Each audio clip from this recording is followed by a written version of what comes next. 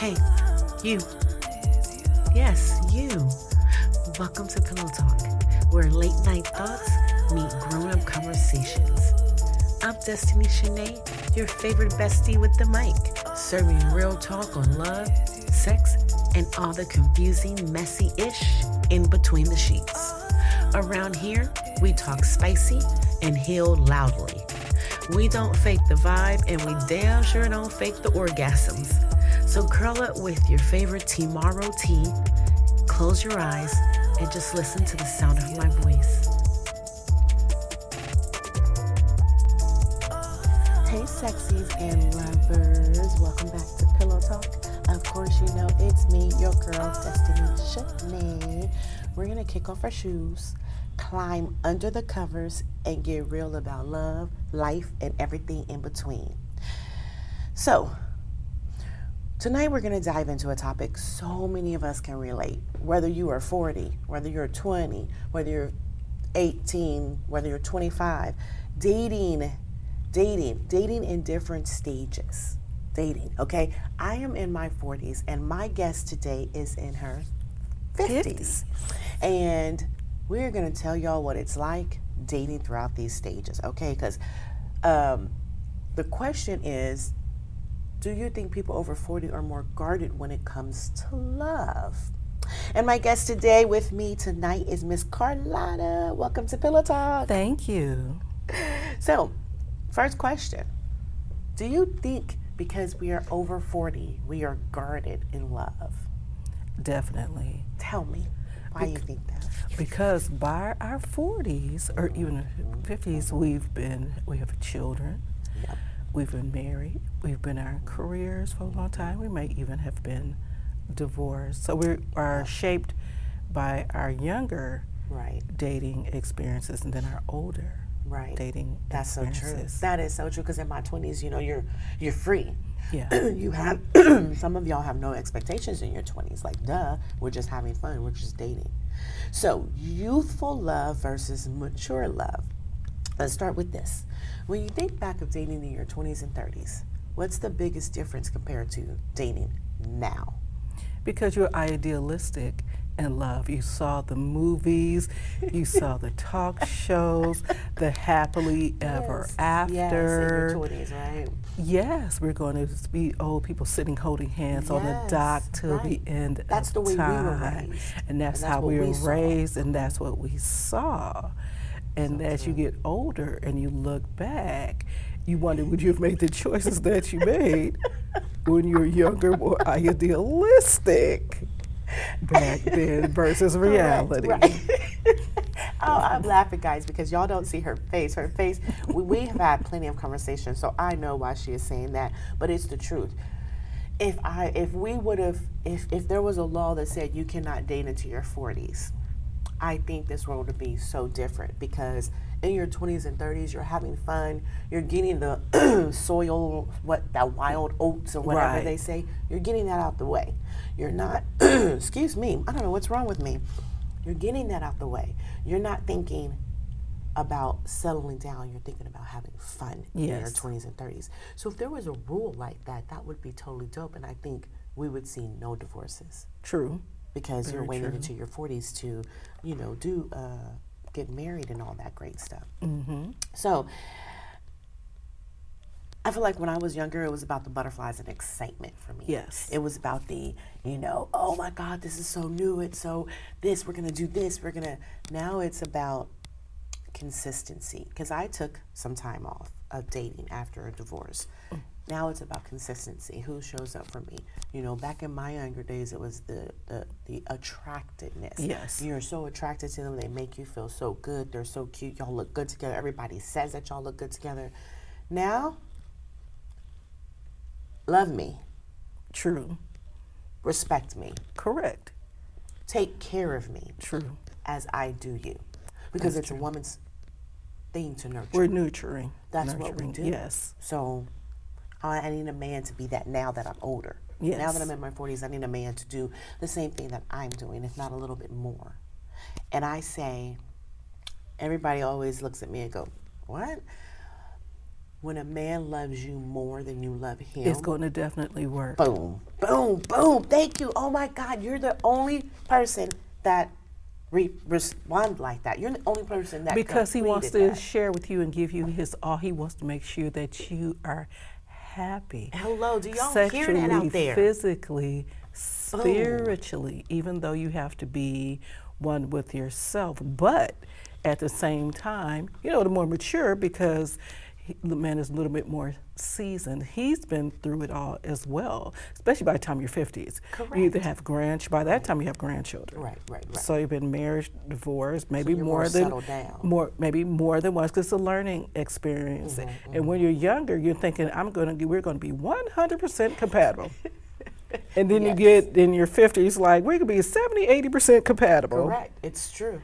And you've had a little independence. You've been through some things. So the idealism is still there, but the real idealism and realism is there as well. Right. I agree with that. I agree with everything you're saying. And that's so true. People think that you're supposed, all these people right now in their 20s and 30s think they have to experience hard life. That's what they think. You don't have to experience hard life. You can find somebody in your 20s and y'all last for the rest of your life. But that's because everything we're saying here, they just learned that early. They just wanted that earlier. I totally agree. I definitely thought my relationship, you know, let me not lie. I thought when I first met him, my relationship was gonna last with my children's father, my ex-husband. When I met him, and then we got married. I met him in high school, so he's a high school sweetheart. We got married after high school. I think my first year of marriage, I knew exactly this was heading for a divorce. My book for him is called Divorce in the Making, because I want to say I knew probably when I got married it wasn't going to last. And because we got married, because we just had a baby. So that's what was expected of us. True. Although he said he wanted to do this, because he told everybody, y'all aren't going to pressure me into doing anything. I want to marry her. I still think he was pressured as far as the idea of, because he was in church at a young age. And he was conditioned to that is what a man does. He takes care home. And on that note as well, because I got married, but I didn't get married until my 30s. But this was someone I knew for years as well. But I got married 5 months after we saw each other again. Ooh. Yes, on Valentine's Day. Look at you. Must be so romantic. But after we started talking, we really realized it, and I was like, I should have waited. Yeah. You know, but you stay married because of the biblical sense. Correct. Because if you were raised in that type of church environment, because I am the sort of a preacher's kid, the PK. I know. So the idealism that's of a whole nother story. So that's a so whole the nother idealism of getting divorced, you're supposed to stick it out through thick and thin. Correct. Absolutely. Do you stay no matter what? Because that's what more mature and older generations did as well. And you saw them, so it was like a stigma. You stuck it out. You stuck it out. Should I do that? But then with a little more modernism and feminine, we were like, I don't know. I have to preserve self. Absolutely. Preserve myself. And when you have children, they're watching you as well. So you have to be like, is this what I want to show for, you know, for the boys or the girls, you know? So you have to look at that. So I had to think differently. And that led me to the happiest divorce ever. Man, that is so true, though. I had to find, it takes a long time to find yourself. It does. Because you're kind of like doing a therapy on yourself, like, am I doing the right thing? Will I ever find love? Is something wrong with me? Because society, everybody says, you know, some are for you, some are against you. But I had to go do the inner work. It took a while. Boom, inner work. I had to do the inner work on Most myself. people don't do the inner work. To do myself. I was antisocial for a long time. And it took a minute for me to almost like going outside, peeking out the door, like, okay, what is everybody going to judge me? What is everyone going to think about me? And then I had to look in the mirror like, wait a minute, you are awesome. You're amazing. If you can find love that time, once you do the inner work and inner healing and go outside like sunshine. I did that. I'm back. You have to do the inner work. And you're right, I did that. You know, that's so interesting. I know in our talks that we find that we're a lot alike, our worlds and paths cross. I did the same thing. I am just now being pulled back out of my comfort zone. I was a butterfly, social butterfly. I was out there before COVID. I was out there, but I was out there with the wrong crowd, and I did not know that until later. And don't get me wrong, I have my parts in this crowd too, but when I really realized, hold on, I gotta fix me, I became antisocial. I became a hermit, because I did look in the mirror and say, is people gonna talk about me? I actually had 2 divorces. People said, what are they gonna say? So after my second divorce, I became a hermit. But I congratulate you on that. You know why? Thank you.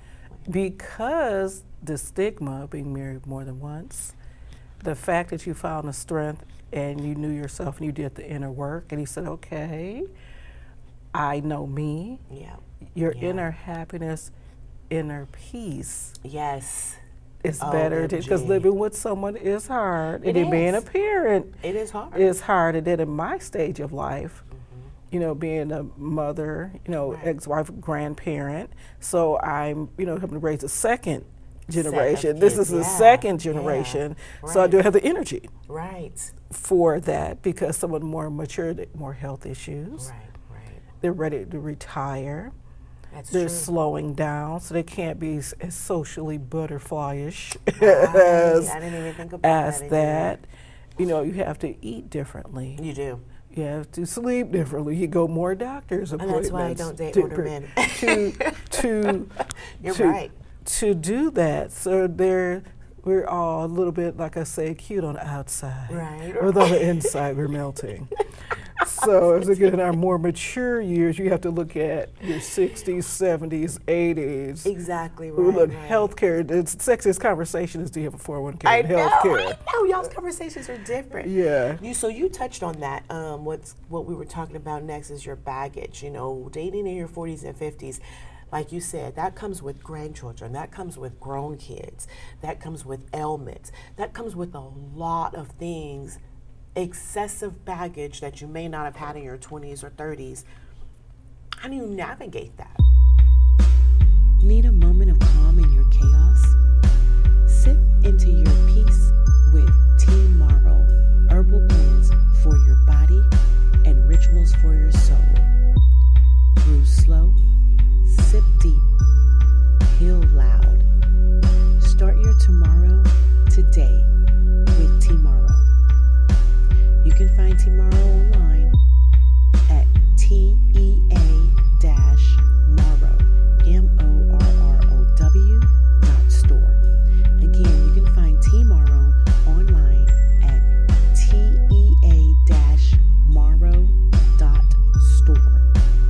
Well, first you have to talk about it, but then you automatically communication, but you automatically know some things don't have to be said. When you meet someone in your 40s, like basically mid to late 40s, and then in my stage, closer to 60, it's almost no conversation. As soon as you say, do you have children? Yes, you're like, okay, so I know you had grandkids. Correct. So now you start the grandkids.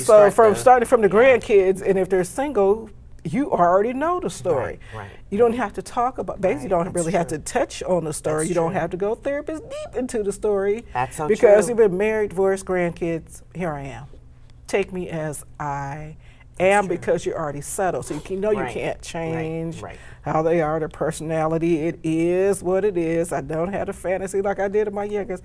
I can change. You go into it differently. We just compromise. Correct. I'm not idealistic like, and you know, we have to be 100%. We have to do everything together. You know, I go to the store, you go to the store. You know, we go to the movies, go to the movies. Now I'm like, go sit in your Barca lounger and I'll go to the show, or vice versa. You know, go on your more mature girls' trips. You know, those things become different when you get older. It comes in your different space at that time. You trust each other. You just want a nice meal. You know, make home comfortable. Go a few places together. Come home, long as you're compatible and exist in the same space. That's true. That's totally true. You can walk in the house and exist. That's all you need to say. That is true. That is true. So, if you could describe dating at the stage you're in one word, what would it be?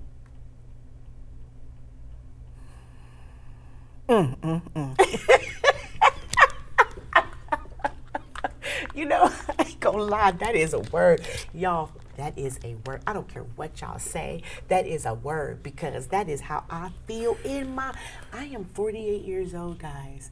And don't get me wrong, I have a king. But before that, and even during that, man, that is the word. Let me tell y'all about a little story. I was in the process of, when I started getting back out there, right before I met my king, I started talking to people and getting out there. I used a dating app, which we're going to get into that. I met a guy, and the guy matched everything. He's checked everything. I mean, everything, okay? Then he told me he had glasses on one day. And I said, I like your glasses. I said, I used to wear the glasses all the time. And then he says, well, these are also medically prescribed. And I said, well, I can tell because they come on, they transitions and all that stuff. And he goes, no, well, I'm going to end up being blind. I have lots of cataracts in my family. We just have cataracts. And I said, oh, really? And I said, so you're going to do the surgeries and then you can see? And he goes, no, eventually my sight will completely go away. And I was in my early 40s, and I thought to myself, I'm not being mean or rude, but that's not what my life is. I don't foresee my life being your seeing eye dog. I don't foresee me doing that later And on. that's something to consider as well, because I dated a young man. I met a guy around my age, and he was nice and everything, and we were compatible. He had children, but then we started talking more, and he told me about every health ailment known to man. He says, I don't drive. I can't drive. I have bad back, bad feet. Oh, he can't do pitch anything. nerves. He lists out every ailment. He said, yes, we can get together. I can stay home. You can cook my meals. He said, I can never drive. You have to drive me everywhere. He says, you have to rub my back, give me shot injections because, I cry and hurt and in pain every night. All of that. But this was after. Him. But this was after a few months. He was like, but no, I don't praise him. I take my praise back. He said, nice, he would always show up where I was. So I didn't know that he didn't drive or anything. I didn't know about all these ailments. He said, yeah, I have a list of medications. And basically, you have to be my nursemaid because you really can't go anywhere. And I was like, and you said no.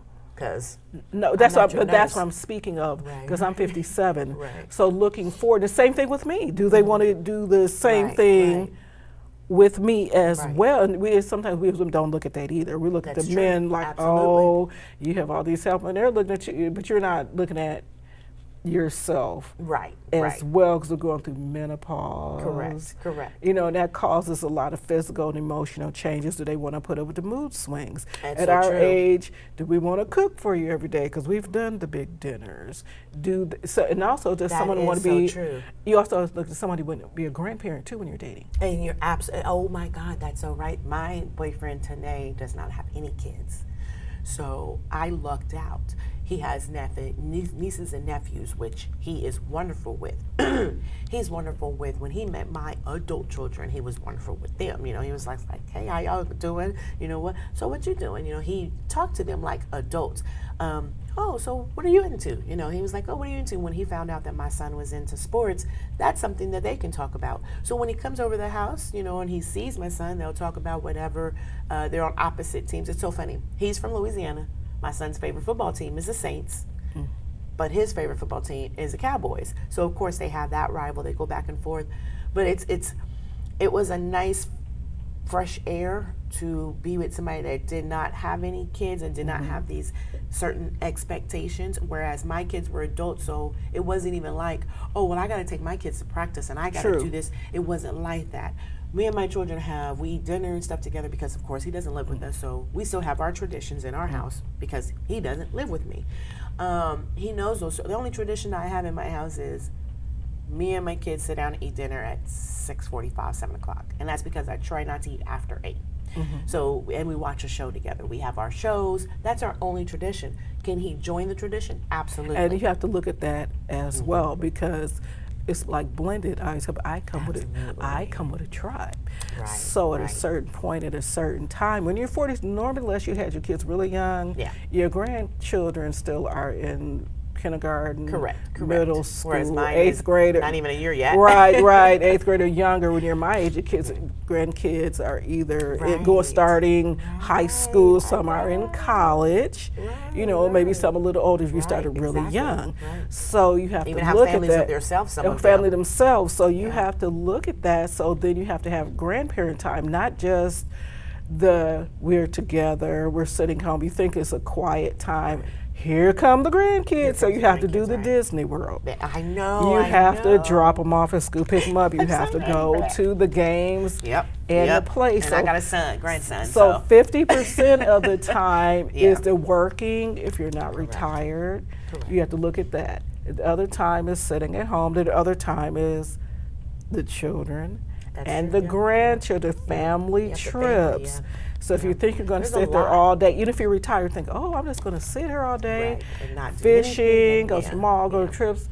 Half the time, you're stuck on a plane or RV or van with grandchildren, and then you're running around with them as well. So it's a blended. You wake up in the morning. You wake up in the morning. Ding dong, it's the grandkids. Grandkids, because the children need time to themselves. Because they're figuring out their world as well. So you're navigating a lot because now they're starting to get married. And then they're having issues, so you become counselors. Yep, that's so true. And then their children are coming up. Okay, so what about something a lot of people, and I know me and you have talked about this before, a lot of people in our 40s or 50s are struggling with this. At this stage in life, we want peace. No chaos, no games, none of that drama stuff. But here's the thing. Sometimes peace gets caught up with settling. So there is that dreaded word. How do you tell the difference between truly choosing peace or just lowering your standards? I've had this conversation in the last 3 months. I've had this conversation with several different people because I know sometimes I think about, okay, am I settling? And when I say settling, of course, for me in my life, it was a lot of stuff. You know, the job and the things we're going through with the job and where I live and the kids and okay. And then, of course, boom, the boyfriend. Society started that word, settling. And we all jumped on it and took it negative. I don't think that word is quite negative anymore. Let me tell you what I think of it. Okay. So settling, it's not settling. You know how Indians and Africans have arranged marriages? Yeah, oh, I love arranged marriages. Oh my God. That is almost equal. It's not settling. I think it's almost like a business decision. Right. Once you get to a certain point and you've been through the I'm so in love stage, then you're like, I think I'm in love stage. And like, we're compatible stage. Right. Okay. I like you, you like me, I can deal with you. Do we have for the long periods same, of time. now, especially in this society, it's basically survival. It is. It definitely Once is. you get a certain point and past all the ooh, now you have to think about how I'm going to pay the light bill. I'm going to pay the gas bill, water bill, car note, car insurance. Can we get along in the household without chaos? Because you're more mature. You look at it a little bit more realistically. Are you compatible? So that's not settling. Not at all. That's just common sense. Thank you. Thank you. Why would you switch out what society says is beautiful? Idris Elba, to me, Idris Elba is a handsome man. You know, there's a lot of handsome people. But as a person today, could I deal with his life? No. Exactly. And see, that's the thing. Different people comes with different things. Like my life is not hectic. My life just has adult children in it. So my life was straight up adult children. It was all about my children. I had to get somebody that did two things. One, understood that I have children, adult children, which sometimes need a little bit more extra as you have an adult child. But the other thing is, it had to be a balance. He had to understand that I have adult children and they definitely come first. But at the same time, he came in and explained and helped me see that I come first. You come first. Not my adult children. Right. You have to shift your thinking. Correct. As well, because you're trying to do a balance. It's like being on a balance beam or old school seesaw. Correct. The seesaw. So you have to you have to balance that. But when you walk in the door, do you want peace? Do you want that person to be in peace to you and your household? Or vice, not settling, it's called realism. It's called realism, thank you. Realism, because when you're younger, you don't care. Oh, the light bill doesn't have to be paid because I love you. Correct. You know, we can sit in the We dark look good and together. we can Our sit in sex the is dark. great. Everything. Yeah. People is like great. us together. And your sex may not be greater and amazing boom, anymore, but it's sex. Correct. As you know, you're realistic now. Right, You're like, right. well, you're still sexy to me. And it works for us. You used to get 2 hours of love. You might get 5-10 minutes of love. I'm just saying, but it works. You used to get 10-15 minutes of love, and now you get 2 hours of love. And you be like, hey, you well, got with to be finished. with the medication now, you know, like a little bit, it can still be great. And, you know, I know, and that also goes to my dating older guys, because I'm still active and I still like hiking. I still like doing stuff. Now, the boyfriend I have, so it was a compromise. I'm a walker, I'm a runner, I'm a hiker, I'm an outdoors type of person. My boyfriend is all of that, but his big toe is injured, so the hiking is not too much, or it's slower than what I like to go. Everybody tells me, my son, when we go grocery shopping, we pull up, get out, and by the time I'm at the door, he's still walking. And he tells me, I'm not going to chase you. My son gives me a pep talk every time we go somewhere. Listen to him. I'm not going to chase you.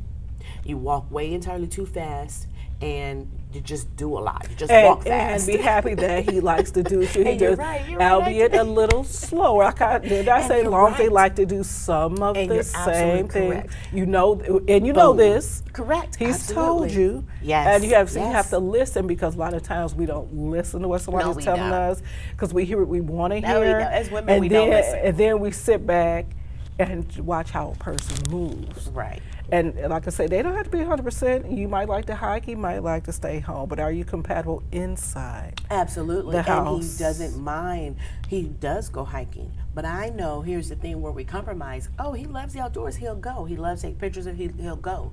I just know we can't be out there for 4 hours like I want to. Right. So you have to look at that and take all wonderful. Of that and into it's not settling. Right, it's not settling. Compromise. He's compromised with you. Correct. Because some things, you know, you do. You don't. I can tell you, I don't have to like everything you do. You don't have to like. Absolutely. We can go. That's so true. We can go each other. When I say birthdays, weddings, funerals. You know, just certain places, the store. You know, maybe the grocery store together. But you can sit at home sometimes. I can sit at home. I don't always have to go. You still have to have time for your friends. I never want them to give up their friends. I don't want to give up mine. Absolutely, we can I agree. compromise in a lot of things. You know, that's so true. And sometimes all you want is a warm bed, a cooked meal, 401k and health insurance. That's what you know what? And on that note, no, but seriously, it's so true. And you gotta know what you want. Like we said, that distinction. Settling feels heavy. I like compromise. Settling is compromising without joy. Mm-hmm. That's what settling is. Mm-hmm. Settling means you settled and you're not happy about your choice. That means that you did this. But that sounds more like societal pressure. And boom. Because there's a certain age, and if your parents are still alive, how come you're not married yet? What is wrong with you?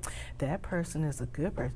You should go ahead and do that just because society, and you have to look at yourself like, if I'm at inner peace and it doesn't look good society-wise, let me tell you a story why I said that. So I have a best friend. We've been best friends for years. They're single. I'm single. What I didn't know was that my mother told everybody I was getting married. My cousins kept calling me, congratulations on your engagement. I said, what engagement? I didn't know I was engaged. I had 4 or 5 people calling me. The one day I went to work. Don't you love mobs? This person never asked me to marry them. Now, this person, my best friend, talked to them all the time, never said anything about getting married. They never wanted to get married. We talk all the time. They had friends. So one day I go to work, she calls me and sees me and says, I'm mad at you. How come you didn't show up at the courthouse to get married? I said, first of all, I didn't know I was engaged. I didn't know that I was supposed to get married. She was mad at me for a very long time. Well, you've been single too long. And that's the person I said, they never asked me to marry them. So how are you going to marry somebody that you never... I said, we didn't know. I tell you, they said, I never asked her to marry me. We never talked about it. I said, so you told everybody else getting married, you forced me? And I was in my 40s then. So you're going to force me to get married in something I know? Oh, she was very upset. Oh, wow.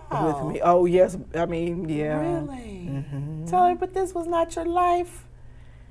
But at a certain point, because of societal norms. You're right. You're absolutely correct. And a certain, you shouldn't be single. At a Right. certain, they want you to try again. But when you're settled with self and you know what you want, and idealism and realistic, everything, you take the covering off your eyes, as they say, the really blinders. Do. And you're like, what makes me happy? If I'm not happy with myself, I know I can't make someone else happy. Absolutely. And that is so true, because I don't think, and no shade to anybody, but I don't think I should have married the second one. Like I said, no shade. I don't think he wanted to be single at that point because everybody was like, oh my God, you guys are so cute together. You guys are so cute together. I think he was really pressured into dating me in the first place because he's my best friend's cousin. Mm-hmm. We've known each other growing up, but I've always thought he was way, way younger than me, and he lived far from us. So my best friend got married, and I was in the wedding, and I was walking down the aisle, and I ended up walking with him. Mm-hmm. And everybody was like, ooh, y'all look good together. And of course, he's very attractive, and I thought my same thing. We look good together. And my best friend's mom, she's like a mom to me. Her aunties are like aunties. I mean, I've known them since 1991. Mm-hmm. Okay, so when they saw this, they was like, oh, heck yeah, we want you in the family. Marry our nephew, da-da-da-da-da. The funny thing is, he was supposed to get my number at the wedding. I was still married, but going through a divorce at that time. And I was very honest with him. I'm going through a divorce. He does not live with me. We just moved out. 2 weeks ago, he just moved out of my apartment. I said, so when I come back home, I'm moving into a different apartment with the kids. Moved, did all that stuff. 2 months after that, he calls me. And I was like, oh, you got my number. The funny thing is, I was talking to somebody, and I was at somebody's house getting ready to leave. I was in Houston getting ready to leave with one of my homegirls. And he called me, and my homegirl wanted to leave that night. And we were following each other. When he called me that morning, I did not know who it was. I listened to the voicemail. We went to go eat breakfast.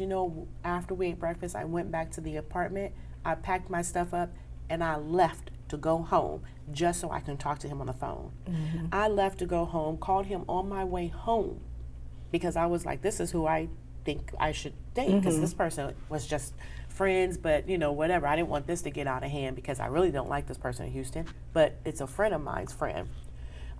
He called me, he answered the phone and said, hey, I can't talk. I think he said, I don't know what he said. I can't talk right now, but I can call you back this afternoon. And I thought to myself, well, dang, I left Houston just to talk to you. But I kept going. And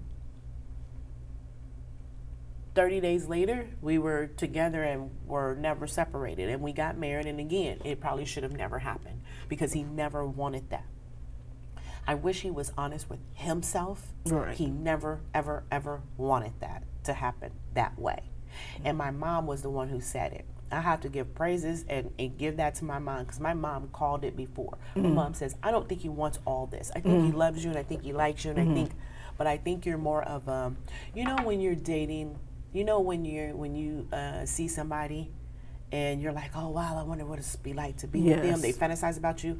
You know how Tom Cruise and Katie Holmes got together. Yeah. Katie Holmes is a kid when Tom Cruise was an adult. Like she said, I fantasized about you. I had a poster of you in my room. I think that was that situation. All throughout growing up, he saw me and liked the idea and knew I was different. And So that's what I really think he liked more than I want to be with you. So it was it was different. Like I said, I don't think we should have ever got together. So he liked the idea of correct. He liked the idea. He liked what he knew of me growing up. Yes. What he didn't realize is I'm grown. Yeah. So therefore I do what I want. And not disrespectfully, but I'm grown now. So you liked me when I was a kid because I was quiet and I was told to be quiet. As an adult, I'm not loud. I wasn't loud. I'm not loud. But if I'm ready to get up and go do something, I'm going to get up and go do something. And that's the difference between, like, say, the 40s and 50s as well. Correct. It's the same thing. Remember, you already have children. Yeah. They're out the house. Yeah. Now you have grandchildren. With grandchildren, slow you down, and then 99% of the time they don't live with you. Correct. So you have a little more independence, and they do too. So it's a little bit, go to work, and some of them are retired, so they got a little more time. So now you're trying to come back together in your 50s, but you've done everything. You've been through it. So that's where the compatibility comes and into. The peace. And the peace in the house. Can you have peace in your house? No drama. No drama. Because you're super independent. Right. You're still fully yourself, but without all the chaos. That's what it feels like to me. Because now I can go to the grocery store. I can take my time. I can go to the mall. And take my time. And don't have somebody call and say, "Oh my God, where are you? What are you doing?" Or can you pick up Jimmy from school because Jimmy has to get out and babysit? No, I could take my time traveling. Correct. I can go on a cruise. I can do whatever. Take a few days. I'm not in an urgency to take Johnny to school. Right. Pick him up or anything else. So sometimes you don't want to deal with your child's crisis at the moment. So you're in a moment of peace and bliss, and then you come home, and they're in the same for gentlemen as well. Same thing. Do they want to put up with your ish, and do you want to put up with theirs? Totally. Because you think you look like a size 6 with the 6-pack, and then you look in the mirror, and the mirror tells you something else. Like, but do they? I'm just saying. But it's the truth, though. But do they look at you like that? Right. You know, you want somebody like, no matter what size, shape you are the most beautiful, wonderful, handsomest. No matter what you love, you have to have that self-esteem. That's like, true. I know my size, I know how I am, I know my hair texture, I know my hair type, I know what I look like. Yeah. Everything else, I'm not the same. I'm a little softer in my curves. Right, exactly. Softer, I put it like that, a little more softness. The softness is there. Because truth be told, peace doesn't mean boring. It means safe, consistent, and free from stress. That's not settling. That's, to me, self-respect. I think that's smart. I think you sat back and did a review of your life, like on a movie screen. Oh, I did. And you said, oh, this is what I used to do. Yep. This is what I've been through. And you're blending it, and like, I don't have to go through it, but I want someone to go through it with me. Boom. You still want to sit on the dock of the bay, the holding hands, Absolutely. looking at each other, over coffee, tea, or at my age, ensure. Tea tomorrow, don't forget to go tea tomorrow, or ensure, but still looking at each other like, wow, you are so awesome. See, so you just made me think about that. Y'all, you know what? I'm going to make a tea for us older people. It's just something like an ensure, but just like a little nice energy. Because we need the vitamins and Yes, the we do. calmness and We the do. energy. After we walk from the porch to the car, Right. and back. Right. Because really, there's always going to be something we don't like about another person. What I say to me is, when I start dating, I say, I want to know your negativity and I want to know your flaws. Forget the nice stuff, because the nice stuff everybody loves. I want to know what makes you punch somebody in their face. I want to know what makes you strangle a woman to where she can't breathe. I want to know what would make you kick that dog. But see, I always That's tell what I somebody, wanna know. I'm an acquired taste. Hello. I'm an acquired Because I know I taste. am. I know myself. I'm a Taurus baby, so I know I'm a I Sagittarius, so yeah.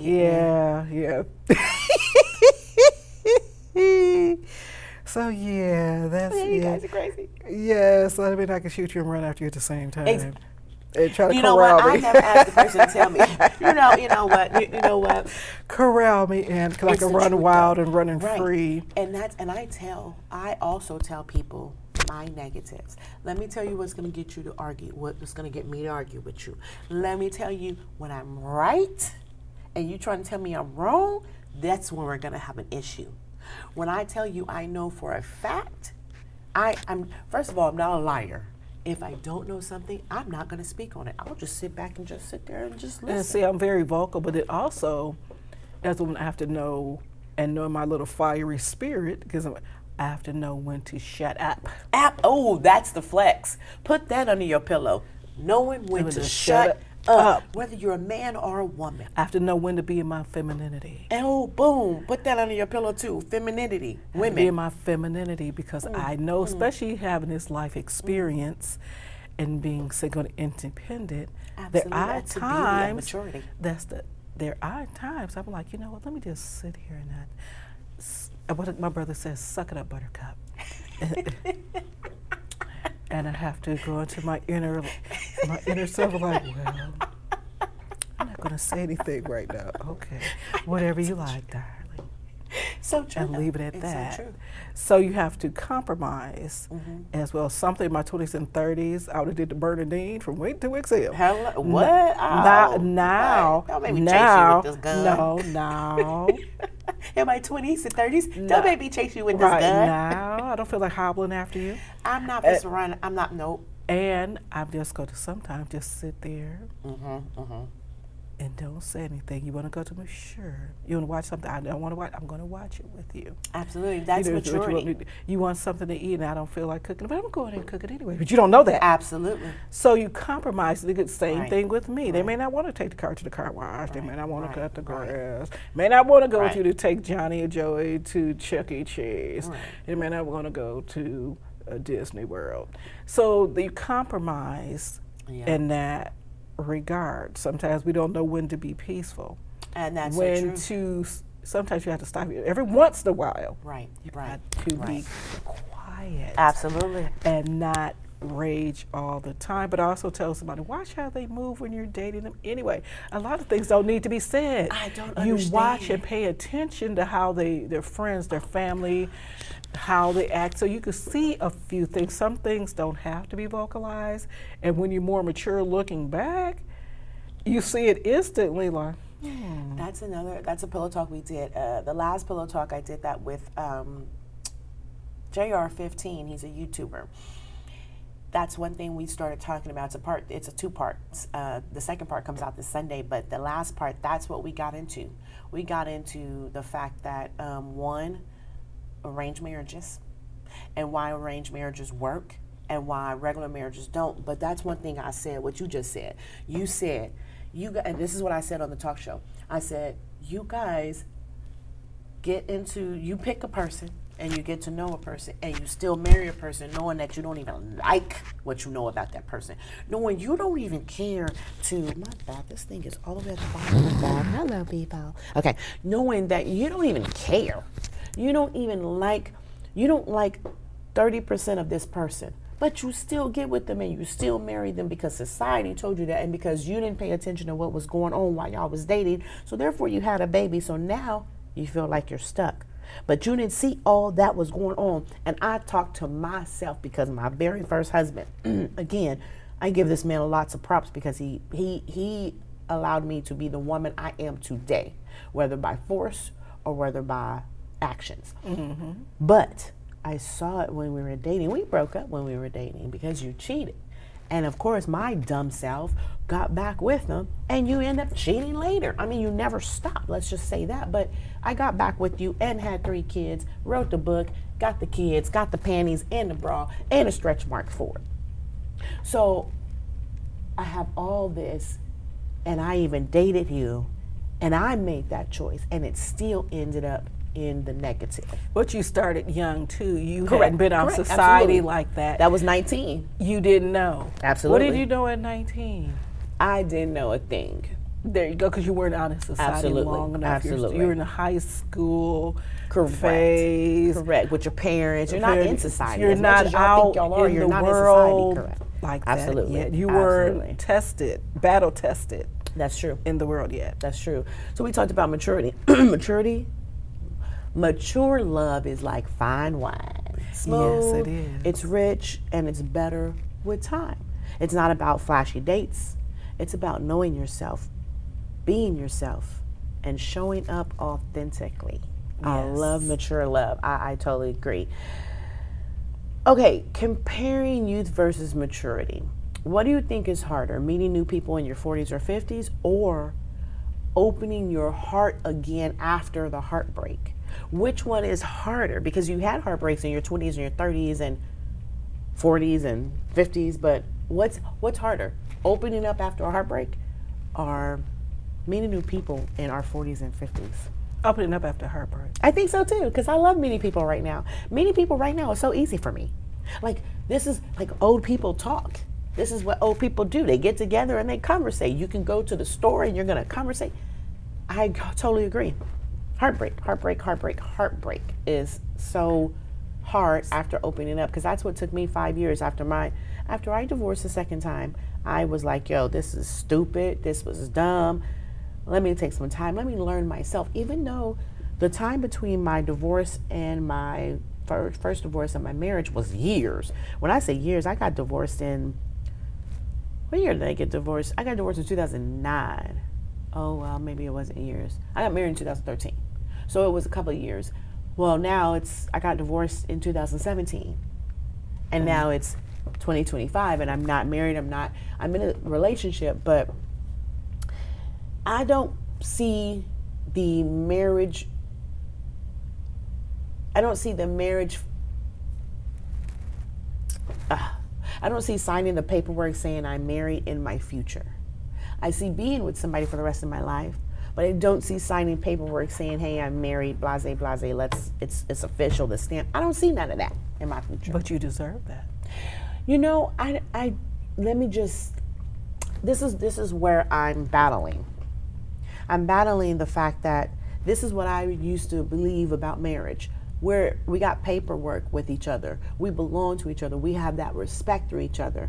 When I realized that that's not what the paperwork stands for, and I realized my uncle and auntie has been together since I was a kid. I always thought they was married.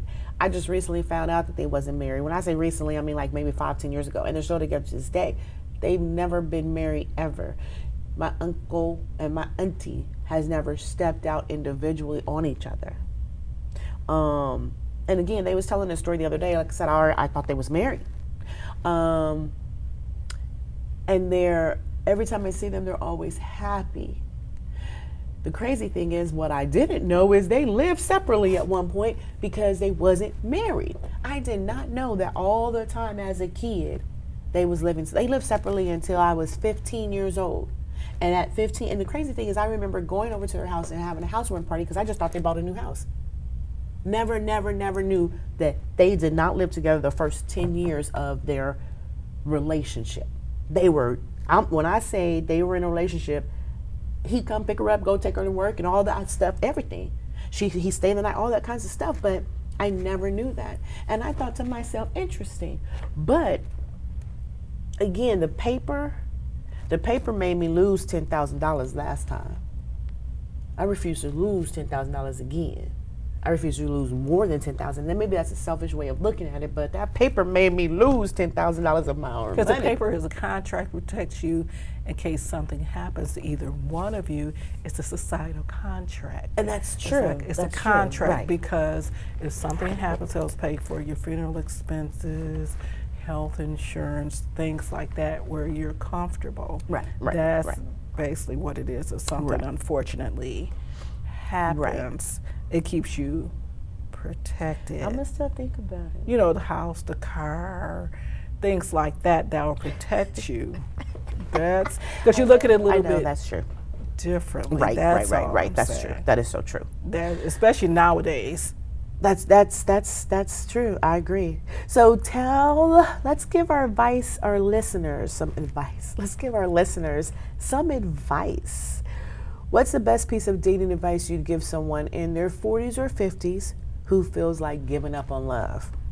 Never give up on love. There's someone out there for you, but always remember, You're not going to get 100%, maybe 70, 80%. Some things you have to compromise, but they have a lot of the qualities that you want, and you get along, and you care about them, and you love them. It'll work. You just have to compromise a little bit because you've lived a bit of life, and they've lived a little bit of life. But that also can make it very interesting as well because you come and blending different experiences. Absolutely. Fun experiences Experiences too, the good, the bad, and the ugly. I totally agree with that. I agree with that because that to me,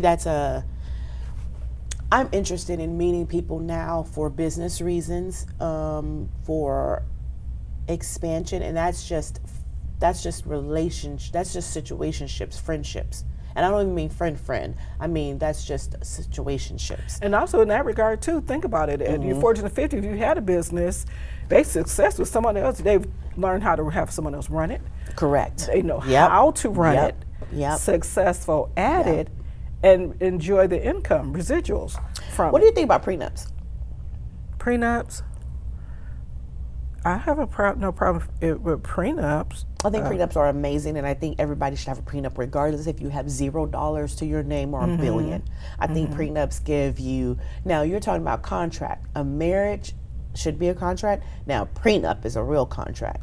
You do this to me, and see, that's so I'm going to throw you a loop. I'm going to throw all y'all a loop. What about doing prenups instead of marriages? I mean, have a marriage, have a wedding. If you want to have a wedding for other people, do all that. But what about having a prenup contract instead of a marriage contract? Not this age of YouTube and TikTok. But see, here's the thing. Prenups hold more weight than a marriage contract. You do know that. I understand that, but remember society. See? YouTube, No, we're redoing TikTok, society. all of that. Well, But- guess what? We're going to redo society. We're getting on YouTube But and TikTok. the and we're gonna explain them. reality shows and everything else. We're gonna do them and too. prenup is a bad, It is a bad, but we're gonna, taboo word. It's bad, taboo word, but it should not be. Prenup is actually what you said a marriage contract does is actually what a prenup does. A prenup protects you. Think about all the billionaires that have a prenup. Everybody that has a prenup that's a billionaire that says, if you cheat on me, you leave with nothing. But look how many lawyers and doctors fight that as well. And that's true. And so you know what? I challenge my listeners. Talk to your person about a prenup. I had to pay. Let me explain to you why I think a prenup is good, and then we're going to try to close it out. I had to pay $10,000 to my last husband. When in reality, he knew he was leaving, and for the last 4 months, he did not pay his portion of the mortgage. One, I hated that we separated. That's number one. But number two, for the last 4 months that he was leaving, he did not pay his portion of the mortgage, and I did not know that because he was handling the mortgage. I was paying it not to him. I was paying the mortgage, my portion. I did not know that he wasn't paying his portion. So the marriage contract we had did not save me. It gave him $10,000 because I made more than him. So the marriage contract didn't do anything healthy for me. When I had to end up paying $10,000 to you and also catching up on my mortgage, so I ended up out of $20,000. And then when I sold the house, I only got the $10,000 back. So a marriage contract didn't do anything for me, but give me blues. I think a prenup would have kept my $10,000. A prenup would have made him say, let's either sell or I'm writing over to you. Correct. A prenup would have done that. I asked him, hold on, let's try to sell it then. And he was like, no, I don't want to wait. I don't want to do this. I just want to go. We didn't have any we didn't have fusses. We didn't have fights. He just, again, like my mother said, he never wanted to be there in the beginning. So with that being said, a prenup would have worked better for me than a marriage contract.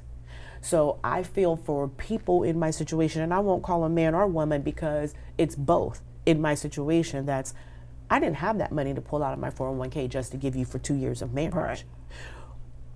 That took away from my family. Mm-hmm. But because, so a prenup would have worked in my instance. Who I have now, I explained to him, we will have a prenup. Why? Because we both came in this business. We both came in this relationship with businesses. We also share a business, but we came in with the business individually, and now we share quite a few businesses. In my prenup with him, and I told him we need to start working on it now, my prenup will say we're going to split the businesses 50-50 that we share. You keep your business that you came into here with, and I keep my business, and everything else is 50-50. If you was to perish in my prenup, I get all of the music equipment, right? Because half of this is my money. True. That is the only reason I told him we're getting something, because you have a family and I have a family. My family knows more about our dealings than your family does. Your family is going to say, oh, that's his music equipment. Well, whereas you talk to my family's going to say, well, no, it's not, because here's the receipts of what my mom bought. And when I broke it down to him like that, I think he understood, as far as, okay, you broke it down and I understand, so yeah, that's cool. But his thing is, I know my family and they would never do that to you.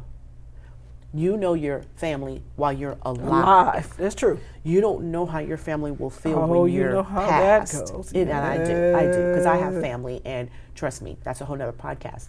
So my family had 2 deaths, and I'm still stuck where I'm at. So let's just, again, so that's what I told him. I explained that he knows about my family, and when I explained that part, then that's when he said, okay, we can do whatever you want to do to protect either one of us. Because I explained to him, our prenup is going to say the same. It goes vice versa. What I go for me goes for you. Like if I passed away, my kids know there's nothing they can do with that equipment. There would be no reason for them to keep any of the equipment. Give it to him. You know what I mean? So, but again, I know my kids. My kids don't want that music stuff. See, your brothers have been in music. Your brothers, your cousins, your family, they've been in music. They may not care about it right now, but if you pass, they may want it. True. So that's the part that prenup, would protect us. A marriage still wouldn't protect us, because y'all could still grab it and not give it to me. So that's the only thing I say about that. But I mean, I like being married. I like belonging to someone. I like having someone belong to me. True. But yeah, I don't know about that kind of stuff. Just marriage. But I agree with you. Don't give up on love and don't chase it. Focus on living your best life. Take that trip. Pick up that hobby. Start a business. Start a garden. Then maybe y'all wouldn't be so okay, let me stop. Maybe y'all wouldn't be so into everybody else's business if you started something with yourself. When you're happy and full in your own space, love finds you. And it also looks different. Yeah, you may not know what it looks like, because you're at peace. Maybe you don't know what peaceful love looks like. I have a couple of associates that I know for a fact don't know what peaceful love looks like. And I want peaceful. Exactly. Love. Peaceful love. Well, I thank you so much for joining me on Pillow Talk, on my podcast this morning, or this afternoon, tonight. Want you to finish this sentence. At this stage of life, love feels like peace. Oh. And that's powerful, because to me, peace is period. That's the end. Peace. That's what everybody wants in the end, is peace. I agree. Well, thank you so much for joining me tonight and being open and honest. Dating in our 40s and 50s may look different, but one thing remains the same. We all deserve love. Whether you're finding it, nurturing it, or rediscovering it, remember that it's never too late. Until next time, get cozy, stay true, and keep your heart open. Thanks for cuddling with me tonight, guys. If this hit home for you, or you know someone who needed to hear this, go ahead and follow Pillow Talk wherever you get your podcast. Spotify, Apple, YouTube, all of that. And for the behind-the-scenes tea, bonus confessions, and some unfiltered laughs, follow and subscribe to Let's Talk at Pillow Talk on YouTube. That's where the real combo continues. Want to slide in my DMs or just need to vent? Email us at letstalkatpillowtalk@gmail.com. You've just been wrapped in the warmth of Pillow Talk. Drift off knowing this. Your heart deserves peace. Your love deserves presence. And you deserve someone who shows up for you. Until next time, sleep soft, speak your truth, never shrink to be seen, and let them earn your energy. I'm Destiny Shanae. Thanks for coming up with me tonight.